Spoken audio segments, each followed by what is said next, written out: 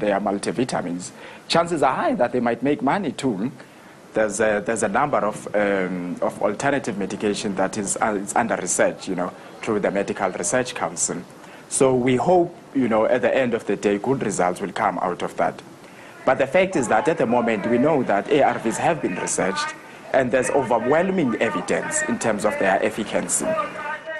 Dr. Zana, I'm going to kick off with you and say, how morally just is it to advocate antiretrovirals when the majority of people in our country do not have access to them and cannot access them? I think that a lot of the statements in that insert were past statements. So the price of antiretroviral therapy when I started practice as a physician in the care of HIV individuals was in the region of 4,000 Rand a month. The recent pricing to the Department of Health on government tender is in the region of 130 Rand a month. That equates to the treatment of hypertension with first-line treatment. It's a lot cheaper than insulin for diabetes. And so there's no question anymore that the profiteering has disappeared. We must congratulate the Minister of Health and her challenges to the pharmaceutical industry for the manufacture of generics. So the question you asked was, is it morally justifiable?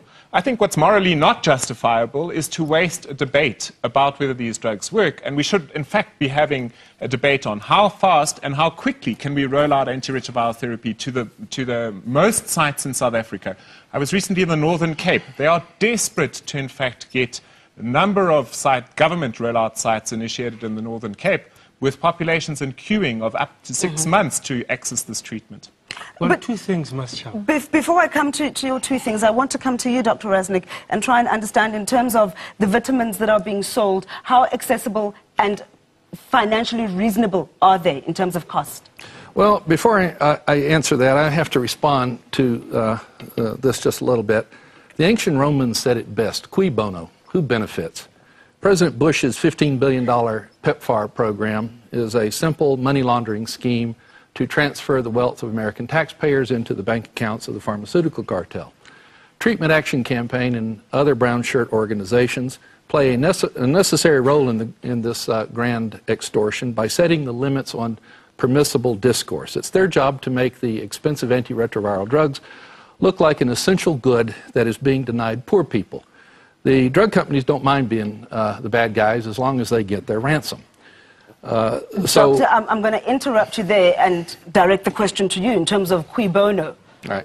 In terms of the cost of these vitamins. Right. Right now, they're completely free, and they will be forever in South Africa. We have not sold a single pill in this country, and we do not intend to. We give these pills away.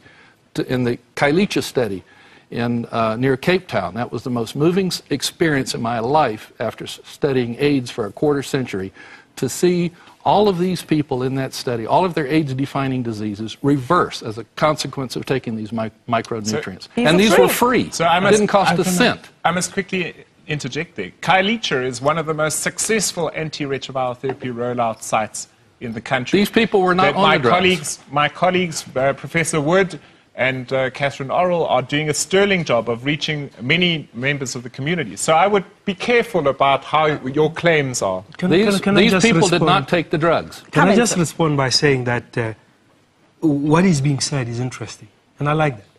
And what we advocate in Sepang is that ARVs should be made available free of charge to every South African that needs them.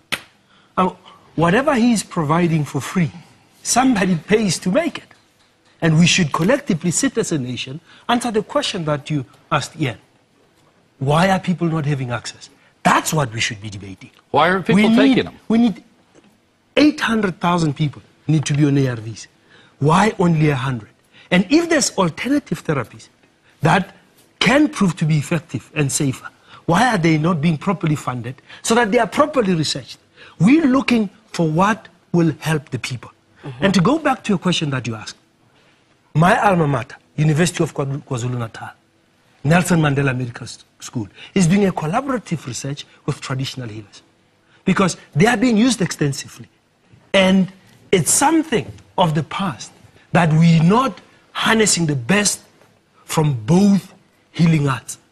There might be a traditional mixture out there that might provide answers to HIV and AIDS. If The these drugs- MRC is pouring money into researching this stuff. And what disturbs me is this either-or mentality. There's a place either-or where nutrition mentality. works. Why is it either-or? Let's It's very respond to simple. that. It's very simple why it's either or.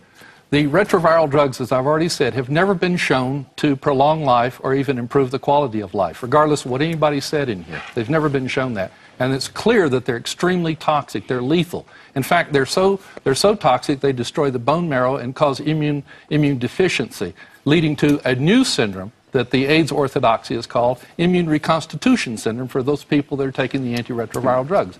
The disease is called IRS. The diseases of IRS are identical with AIDS. And in fact, IRS is just AIDS caused by the antiretroviral drugs.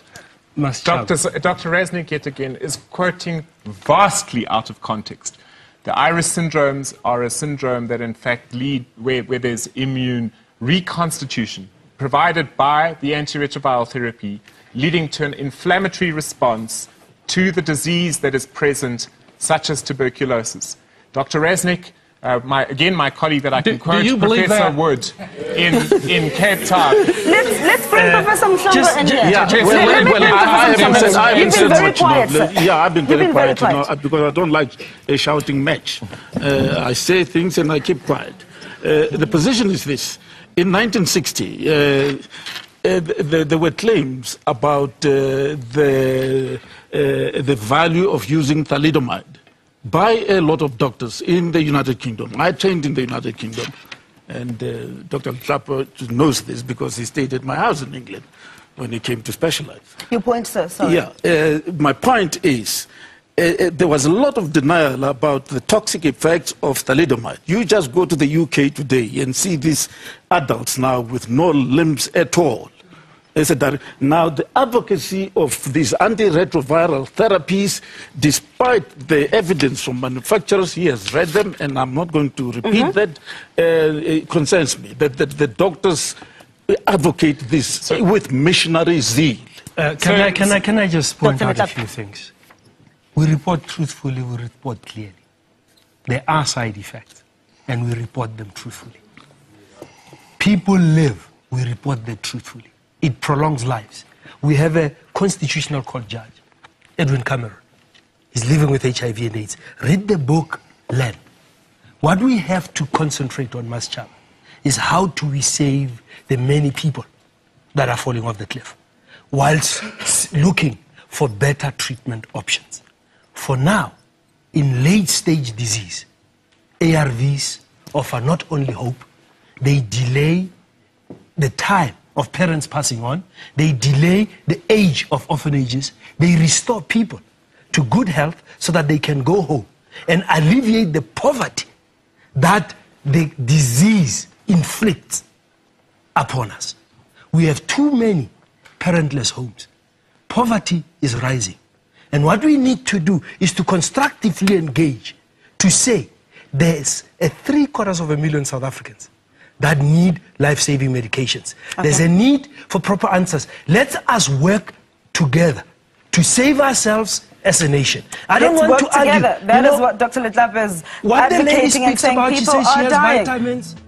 Let them be made available. We'll come and talk about that. It's time for a short break. Don't go away, because when we come back, we're going to hear what our studio audience have to say. And so far, I think they're as passionate as our panelists here. Are ARVs the most effective treatment for HIV/AIDS? Remember to cast your vote by phoning 083-920-3001. If you want to SMS, send the word yes or no to the same number, and we'll have those results at the end of the show. We're back after this. Shoo.